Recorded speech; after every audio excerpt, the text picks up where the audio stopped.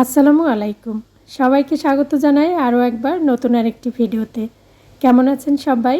আশা করি যে যেখান থেকে দেখছেন সবাই খুব ভালো আছেন এবং সুস্থ আছেন। আজকে সকালের ওয়েদারটা অনেক বেশি সুন্দর, রোদ ঝলমলে। সকালে নাস্তা তৈরি করে নিয়েছি আর আজকের ভিডিওটি এখান থেকেই শুরু করেছি। আজকে সকালে ঘুম থেকে উঠতে খুব বেশি দেরি হয়ে গেছে। অল্প সময়ের মধ্যেই কীভাবে ঘরের কাজগুলো গুছিয়ে করলাম তাই শেয়ার করব আজকের এই ভিডিওতে।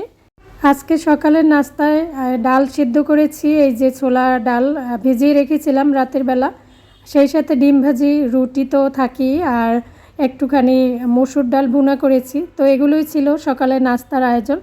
তো ক্যামেরা অন করে এগুলো করতে গেলে কিন্তু আমার আরও বেশি দেরি হয়ে যেত, সেজন্য আমি ক্যামেরা অন করে কাজ করিনি আজকে সকালটায়। নাস্তা খাওয়ার পরে আর আমি একটু বসে থাকিনি, সরাসরি চলে আসছি রান্নাঘরে। একটু এই যে চারপাশটা পরিষ্কার করে গুছিয়ে নেব, আর দুপুরের জন্য যা রান্না করব সেগুলোও গোছাতে হবে। আমার আসলে আগেই প্ল্যান করা আছে যে আজকে দুপুরে কি রান্না করব। তো তারপরেও রান্নাঘরটা একটু পরিষ্কার পরিচ্ছন্ন থাকলে অনেক বেশি ভালো লাগে, সেজন্য সুন্দর করে রান্নাঘরটা পরিষ্কার পরিচ্ছন্ন করে নিয়েছি। তারপরে এই তো চুলায় বসিয়ে দিয়েছি তাল, এটা কিছুক্ষণ জাল করে নিব, আর একদম অল্প আঁচে জাল করে নিব যাতে করে সুন্দর করে পানিটা শুকিয়ে যায়। আর এদিকে আমি চলে আসছি, একটু বিছানাটা গুছিয়ে নেব। ঘুম থেকে উঠে ফ্রেশ হয়ে নিয়েছি, আর তখন বিছানাটা গুছিয়ে যায়নি এখান থেকে, কারণ ওই যে সকালের নাস্তা তৈরি করতে দেরি হয়ে যাবে, যেহেতু ঘুম থেকে উঠতে একটু দেরি হয়ে গেছে। তো সেই জন্য আমি শুধু মশারিটা খুলে চলে গেছি, আর এখন সময় করে আর কি এটা গুছিয়ে নিচ্ছি। চুলায় তো তাল জাল করতে বসিয়ে দিয়ে আসছি, একসাথে অনেকগুলো কাজ কিন্তু করা যায় যদি বুদ্ধি খাটিয়ে করা যায়। আমি যেহেতু রান্না করব, তাল জাল করতে হবে, এদিকে ঘর গুছাতেও হবে, তো একসাথে অনেকগুলো কাজ করে নেওয়ার চেষ্টা করছি। আসলে হয় কি, একটু বুদ্ধি খাটিয়ে কাজ করলে কাজের চাপ কিন্তু কম হয়, অল্প সময়ের মধ্যেও কাজ গুছিয়ে নেওয়া যায়, আর নিজের জন্য সময় বাঁচে। কাজ শুরুর আগে আমি চিন্তা করি যে কোনটা আগে করব, মনে মনে একটা ঠিক করে নেই, তো সেই অনুযায়ী কাজগুলো করে থাকি। একটা সঠিক পরিকল্পনা কিন্তু অর্ধেক কাজ কমিয়ে দেয়। এর আগের ভিডিওতে ছেলের জন্মদিনের কিছু সুন্দর মুহূর্ত শেয়ার করেছিলাম, তো আপুরা কিন্তু সবাই সুন্দর সুন্দর করে কমেন্ট করেছেন, আমার ছেলের জন্য দোয়া করেছেন, শুভকামনা জানিয়েছেন। তো সব আপুদের জন্য রইল অনেক অনেক ভালোবাসা। আমি আমার ছেলেকে বলছি যে তোমার আন্টিরা কিন্তু তোমাকে অনেক অনেক শুভেচ্ছা জানিয়েছে। তো ও আবার বলল যে আন্টিদেরকে আমার পক্ষ থেকে সালাম জানিয়ে দিও। আসলে ইচ্ছে করছে যে সব আপুদের কমেন্ট পড়ে শোনাই, কিন্তু আসলে সম্ভব হচ্ছে না। যাই হোক, চেষ্টা করব পরবর্তীতে আপুদের কমেন্টগুলো পড়ে শোনাতে। সত্যি কথা বলতে আপুদের কমেন্ট পড়তে কিন্তু অনেক বেশি ভালো লাগে, আর আপুদের কমেন্টের অপেক্ষায় থাকি। আর আপনাদের কমেন্ট, লাইক এগুলো পেলে কিন্তু নতুন একটি ভিডিও বানাতে অনেক বেশি উৎসাহিত হই। তো যদি আজকে আমার ভিডিও প্রথম দেখে থাকেন কোনো বন্ধু, যদি একটু ভালো লেগে যায় আমার ভিডিও, তাহলে কিন্তু চ্যানেলটিকে সাবস্ক্রাইব করে রাখতে পারেন। আর যারা অলরেডি আমার চ্যানেলটিকে সাবস্ক্রাইব করে রেখেছেন, সবসময় আমার ভিডিও দেখেন এবং আমাকে উৎসাহিত করেন লাইক কমেন্ট করে, তাদের প্রতি আমি অনেক বেশি কৃতজ্ঞ।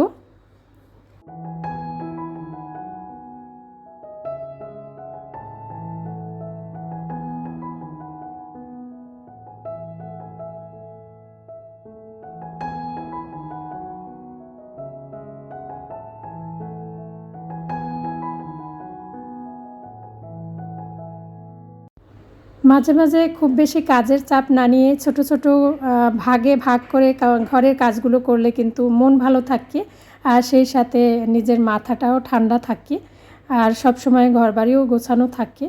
দেখা যায় কি, দু এক দিনের যে কাজগুলো খুব বেশি প্রয়োজন না সেরকম ঘরের কাজ দু চারটা বাদ দিয়ে একদিন একটু কম কাজ করলে আমাদের মাথাটা হালকা হয় বা মনটাও ভালো লাগে।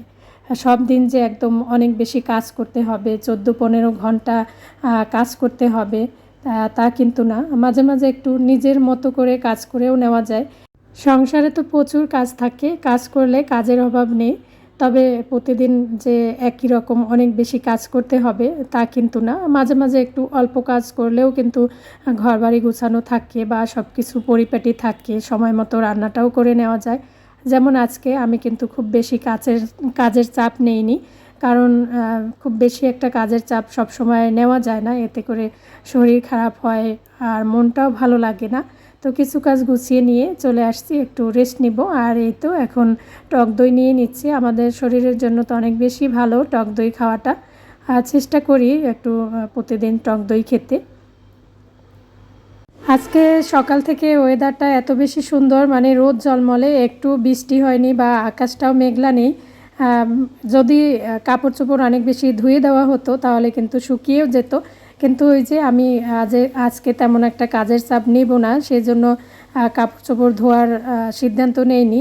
ভাবছি যে আগে যে কাপড় চোপড় আছে ভিজানো সেগুলো শুকিয়ে যাক, ছাদে দিয়ে আসব। আর যদি সুস্থ থাকি, ভালো থাকি, তাহলে পরের দিন কিছু কাপড় চোপড় ধুয়ে নেব। আর দেখা যায় কি গোসল করার সময় কিছু কাপড় চোপড় তো ধোয়া হয়েই যায়, আর এখন বাড়তি কিছু কাপড় চোপড় আর ধোয়া হবে না। তো আগের দিন অনেকগুলো কাপড় চোপড় ধোয়া হয়েছিল, তো সেগুলো শুকাতে দিতে আমি কিন্তু ছাদে চলে আসছি। আর এত সুন্দর রোদ, আর এই রোদের মধ্যে যদি কাপড় শুকিয়ে নেওয়া যায়, কাপড়ের কিন্তু সুন্দর একটা গন্ধ ছড়ায়। আর একদম কড়কড়ে রোদে যদি কাপড় শুকানো যায় তাহলে কিন্তু অনেক বেশি ভালো হয়, যেটা কিনা সবসময় সম্ভব হয় না, কারণ এই বৃষ্টির দিনে তো সবসময় ওইভাবে রোদ ওঠে না। তো এই যে ছাদের গাছগুলো একটু দেখিয়ে দিলাম আপনাদেরকে, এখানে আসলে তো এগুলো দেখলে অনেক বেশি ভালো লাগে। দেখুন কত সুন্দর শসা হয়েছে, সাথে অনেক ধরনের সবজি টবজি আছে এখানে। তো এখানে এসে একটু হাঁটাহাঁটিও করেছি, আর কিছুটা সময় এখানে ছিলাম। ওই যে বললাম যে আজকে কাজের চাপ কম নিয়েছি, ছাদে এসে একটু ঘোরাঘুরিও করেছি, কাপড় চোপড় কিছু শুকাতে দিয়ে আসছি। তারপরে চলে আসছি, এই তো যা রান্না করব সেগুলো একটু গুছিয়ে নেব। আমি কিন্তু অফ ক্যামেরায় এই যে গাঠি কচু, এটা ভালো করে পরিষ্কার করে নিয়েছি, এখন একটু কেটে নেব সাইজ করে, যেভাবে আমি রান্না করব। অল্প সময়ের মধ্যেও কিন্তু সময়ের মধ্যে সব কাজ গুছিয়ে নেওয়া যায়, যদি প্ল্যান করা থাকে, সঠিক পরিকল্পনায় পারে কিন্তু অর্ধেক কাজ কমিয়ে দিতে, যেটা কিনা সবসময় আমরা গৃহিণীরা এইভাবে মেনটেন করে কাজ করে থাকি। আমরা সংসারে তো অনেক কাজ করে থাকি, কাজ করলে তো কাজের অভাব নেই, কিন্তু সব সময় যে অনেক বেশি কাজ করতে হবে তাও না, মাঝে মাঝে একটু নিজেকেও সময় দিতে হয় বা নিজের মতো করে একটু রেস্ট নিতে হয়, যেটা কিনা আমি করে থাকি সব সময়। প্রতিদিন যে অনেক বেশি কাজের চাপ নেই তা কিন্তু না। তো এখানে এই যে যা রান্না করব সেগুলো গুছিয়ে নিয়েছি, ফ্রিজ থেকে এই যে পুঁটি মাছ নামিয়ে রেখেছি, পুঁটি মাছ ভাজি করব, সেই সাথে চিংড়ি মাছ দিয়ে হচ্ছে কাঁচা কলা রান্না করব, আর এই গাঠি কচু রান্না করব। তো এগুলোই আগেই আমার প্ল্যানিং করা ছিল, এই বাজার সদাইগুলো বাসায় ছিল, এই জন্য কিন্তু আমার খুব বেশি একটা ঝামেলা হয়নি, তাড়াতাড়ি করে রেডি করে আমি রান্না বসিয়ে দিতে পেরেছি। আর অনেক সময় দেখা যায় কি বাজার থেকে আনতে হবে, তারপর রান্না করতে হবে, তখন দেখা যায় রান্না করতে দেরি হয়ে যায়। তো আগে থেকে যদি এরকম কিছু শাকসবজি ঘরে থাকে, আনা থাকে, তাহলেও সুবিধা হয়, ঝটপট করে গুছিয়ে রান্নাটা বসিয়ে দেওয়া যায়। রান্না করতে তো খুব বেশি সময় লাগে না, তবে এই যে রান্নার আগে যে প্রস্তুতি গোছানো, এগুলোতেই একটু সময় লাগে। তো বন্ধুরা, আজকে কিন্তু আমি একদম অল্প সময়ের মধ্যে ঘরের কাজও গুছিয়ে নিয়েছি, সেই সাথে রান্নাবান্নাও করেছি। একটু বুদ্ধি খাটিয়ে কাজ করলে কাজের চাপটাও কম থাকে, সেই সাথে অল্প সময়ের মধ্যে কাজগুলো গুছিয়েও নেওয়া যায়। তো এখানে এই যে কিছু পুঁটি মাছ ভাজি করে নিব, এইভাবে একটু লবণ হলুদ মরিচ মাখিয়ে পুঁটি মাছ ভাজি করলে গরম ভাতের সাথে খেতে বেশ ভালো লাগে। আমার কাছে তো এমনিতেই ছোটো মাছ অনেক বেশি ভালো লাগে। আমরা তো দেখা যায় চাষের মাছ খাই বেশিরভাগ সময়, বাজারে তো চাষের মাছটাই বেশি পাওয়া যায়, বড় মাছ, রুই কাতল যে কোনো মাছ, বেশিরভাগই তো চাষের মাছ। চাষের মাছ খেতে তো অত ভালো লাগে না, তার থেকে যদি এরকম ছোট মাছগুলো খাওয়া যায় বেশি ভালো হয়।